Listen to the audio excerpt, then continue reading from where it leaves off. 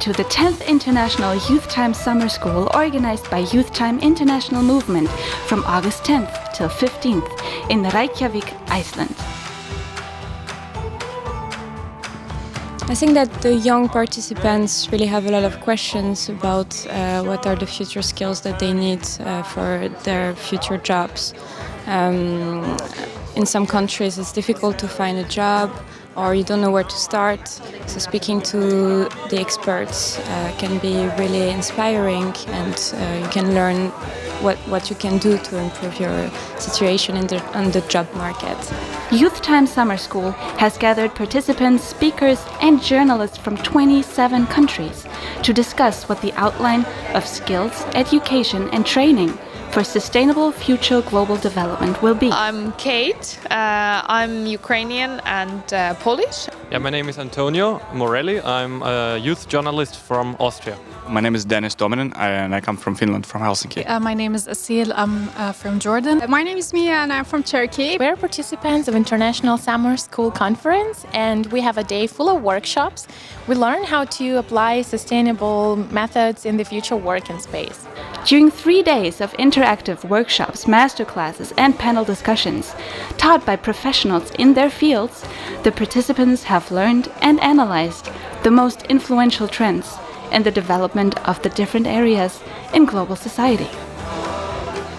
So yesterday we did an introduction to systems thinking, certain sustainability principles, and how to use the socially innovative approach going forward. And I see these things as essential skills for any young person trying to make a career or set up a startup or an NGO as they go forward in life. Basically, systems thinking is a tool, it's a mindset, it's a paradigm which helps you address complexity. The world we live in is an increasingly complex place.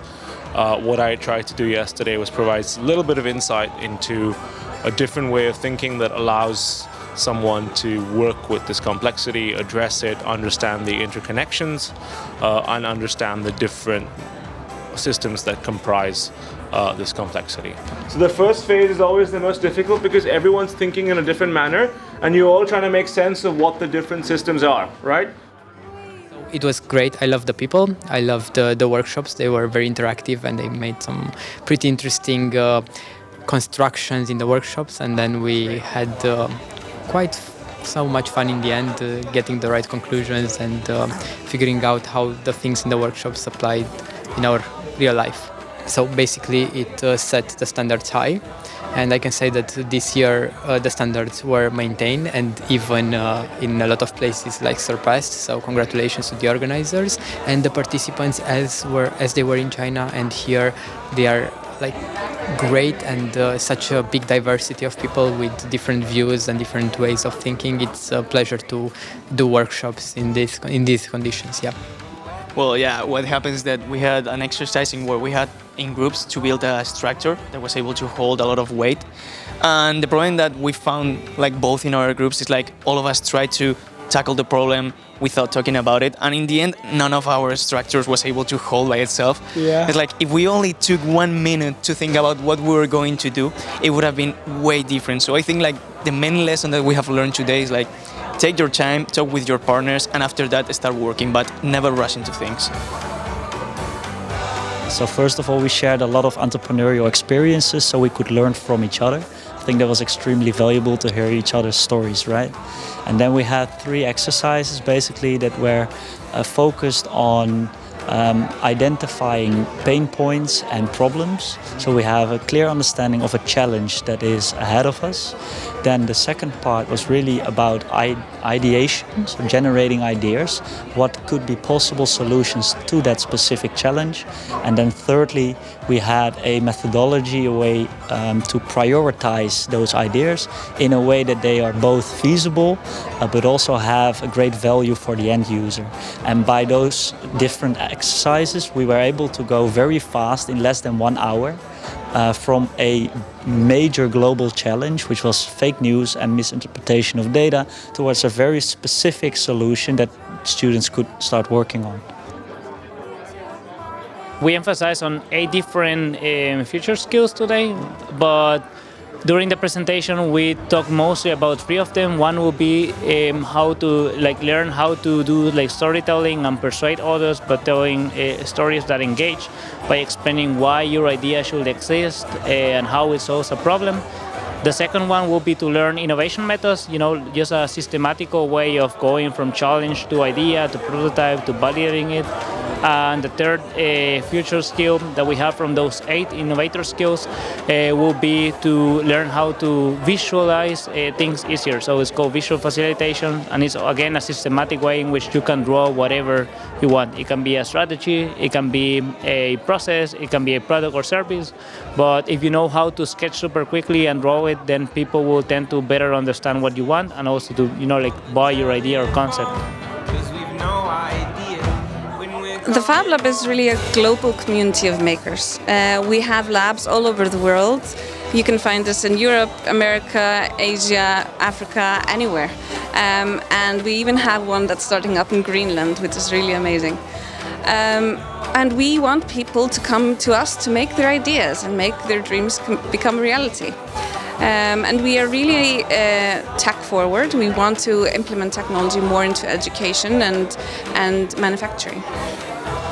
We are very skill-based, that we really want people to be in action when they're learning. This is often problem and project-based learning that we do, and we try to teach and then make the students apply the knowledge that they've received. We don't just get them to take a test and explain what they learned. They need to show us what they learned in a new way that we don't expect. It was the last day of summer school, and it was finally time to explore the land of fire and ice, Iceland.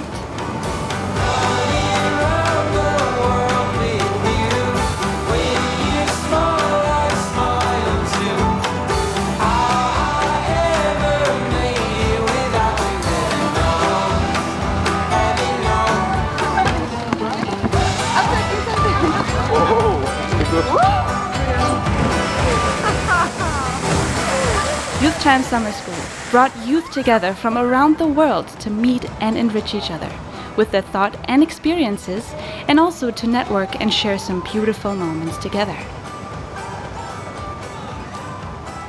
I was really interested about the topic, which is sustainability and the future of the workplace, something which is quite relevant for our times and for the quite uncertainty that we're going through, especially after the corona crisis.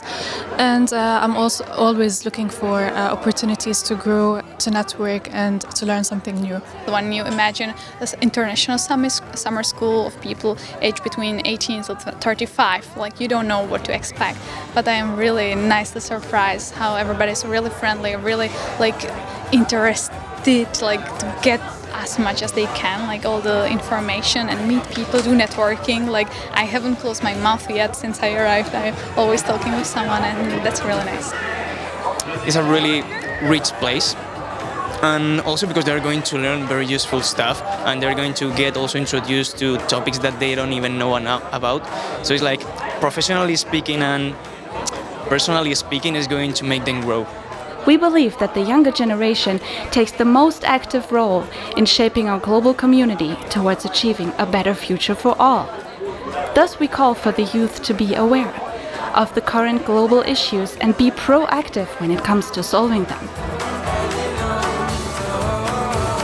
Become a part of the change, and we hope to see you in our future events as participants, ambassadors, young entrepreneurs, or future experts. See you there!